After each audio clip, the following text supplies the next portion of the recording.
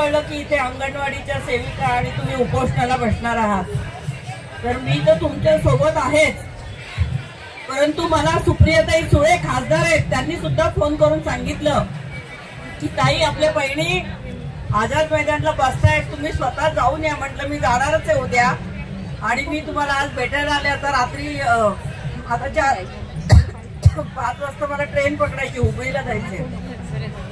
मी राहते पार्ल्याला, पण मी म्हटलं काही करून तुम्हाला भेटायचं, ट्रेन दादरून पकडायची आहे आणि मगच जायचं. तुमच्या मागण्या मी आता वाचल्या.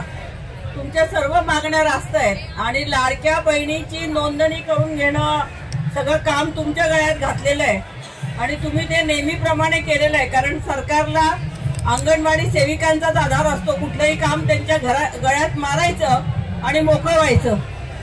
पण जेव्हा अंगणवाडी सेविका इथे आझाद मैदानला येतात, आपल्या मागण्या मागतात, तर ही मागण्या मागायची वेळ काय येते आमच्यावरती वारंवार, तुम्ही आम्हाला देत का नाही?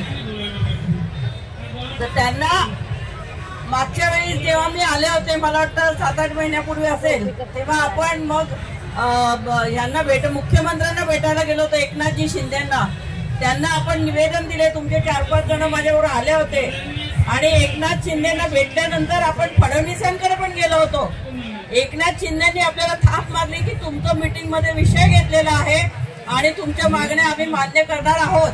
परंतु देवेंद्र फडणवीसांनी सांगितलं की आज मीटिंग मध्ये कुठलीही अंगणवाडींच्या बद्दल चर्चा झालेली नाही. म्हणजे हे सगळे मुख्यमंत्री आणि 2 उपमुख्यमंत्री ज्यांच्याकडे महाराष्ट्राच्या खजिन्याच्या चाव्या आहेत, त्यांनी सगळा खजिना खाली करून टाकलेला आहे. त्यांनी स्वतःच्या जाहिराती इतक्या मोठ्या प्रमाणात, आता कुठल्याही टीव्हीचं कुठलंही चॅनल लावा त्याच्यावर जाहिराती असतात. म्हणजे या जाहिरातींना पैसे येतात कुठून? तर आपले पैसे, आपल्या टॅक्स पेयरचे पैसे, जे आमचं पगारवाढीची मागणी असेल, पेन्शन द्या ही मागणी असेल, हे सगळं मागण्या मान्य करायसाठी जर खर्च केला तर तो पैसा सत्कारणी लागेल. आमच्या मागण्या मान्य होतील, पण त्यांना करता स्वतःची जाहिरात. मोदी आले किंवा फडणवीसांची एखादी सभा असली, एकनाथ शिंदेची सभा असली, तर हे मांडव एवढे मोठे मोठे टाकले जातात की कोट्यवधी रुपये त्याच्यावर खर्च केले जातात. आणि आता 50-50 कोटी घेतलेले आहेत. स्वतः आमदारांची खरेदी विक्री झालेली आहे आणि आता त्यांना त्यांच्याकडे आपल्याला द्यायला पैसे नाही आहेत, त्याचं वाईट वाटतं. आणि म्हणून कुठल्या गोष्टी जर मिळत नसतील तर लढलं पाहिजे.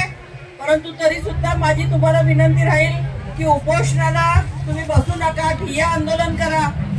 कारण उपोषण केलं तर अनेक तब्येती बिघडतात, अनेक कॉम्प्लिकेशन्स होतात. आपल्याला आधी आपली तब्येत सांभाळली तर आपण लढू शकतो. तेव्हा लढायचं आहे. आणि आता तर मला असं वाटतं 8-10 दिवसात आचारसंहिता लागेल, निवडणुका होतील, तेव्हा हे सरकार खोके सरकार आहे आणि हे सरकार गोरगरिबांसाठी, कष्टकऱ्यांसाठी काहीही करत नाही. मी अनुभव घेते यांचा. फक्त हिंदू मुस्लिम करायचं आणि आपसात भांडण लावायची, तेढ निर्माण करायची आणि लोकांच्या प्रश्नाकडे दुर्लक्ष करायचं. तर या सरकारला घालवल्याशिवाय आपल्या मागण्या मान्य होणार नाहीत. तरी पण जे काय असेल ते मी आल्यावरती एकनाथ शिंदे असतील, अजितदादा असतील, कारण ते अर्थमंत्री आहेत, त्यांना भेटून तुमचं हे पत्रक निश्चित देईल आणि त्यांना लवकरात लवकर तुमच्या मागण्या मान्य झाल्या पाहिजे. लाडक्या बहिणींना काही न करता 1,500 देता द्या, परंतु आम्ही बहिणी भिकारी नाही आहोत. निवडणुकांच्या वेळेस तुम्ही आमच्या गरिबीला हे करून आम्हाला सांगाल की आम्ही लाडक्या बहिणीला पैसे देतो, निवडणूक झाल्यावर सगळं बंद होणार आहे. परंतु आम्हाला आमच्या हक्काचे पैसे द्या हे सांगितलं पाहिजे. आणि त्यासाठी माझ्या परीने किंवा खासदार सुप्रियाताई सुळे यांनी जर ठरवलं तर यांच्या नाकामध्ये आम्ही दम आणू शकतो आणि आम्ही तुमच्या सोबत आहोत. आणि तुमच्या मागण्या जेवढ्या रास्त आहेत त्या सगळ्या मागण्या मान्य करण्यासाठी आम्ही कायम प्रयत्न करू. एवढंच तुम्हाला तुमच्याशी बोलते आणि मी तुमची रजा घेते. धन्यवाद.